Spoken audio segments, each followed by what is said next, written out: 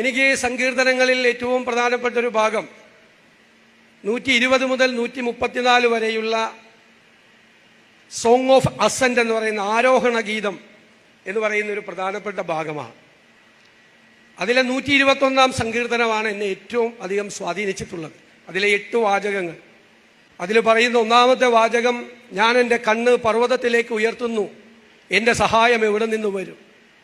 എൻ്റെ സഹായം ആകാശവും ഭൂമിയും സൃഷ്ടിച്ച യഹോവയിൽ നിന്ന് വരും.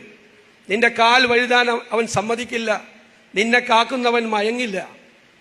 ഇസ്രായേലിന്റെ പരിപാലകൻ മയങ്ങുകയുമില്ല, ഉറങ്ങുകയുമില്ല.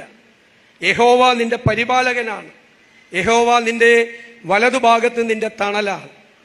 പകൽ സൂര്യനെങ്കിലും രാത്രി ചന്ദ്രനെങ്കിലും നിന്നെ ബാധിക്കുകയില്ല. യഹോവ ഒരു ദോഷവും വരാത്തവണ്ണം നിന്നെ പരിപാലിക്കും, നിന്റെ പ്രാണനെ പരിപാലിക്കും. 8ാമത്തെ വാചകം, യഹോവ നിന്റെ ഗമനത്തെയും ആഗമനത്തെയും ഇന്നു മുതൽ എന്നേക്കും പരിപാലിക്കും. യഹോവ നിന്റെ ഗമനത്തെയും ആഗമനത്തെയും ഇന്നു മുതൽ എന്നേക്കും പരിപാലിക്കും. എന്തൊരു അഷ്വറൻസാണ്, എന്തൊരു ഉറപ്പാണ് നമുക്ക് തരുന്നത്.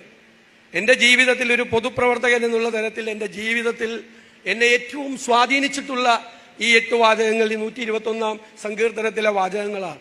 എന്തൊരു കരുത്താണ് അത് തരുന്നത്. ആത്മവിശ്വാസം എന്ന് പറയുന്നത് ഈ കരുത്താണ്. അവൻ വലതുഭാഗത്തുണ്ട് എന്നുള്ള ധൈര്യമാണ്.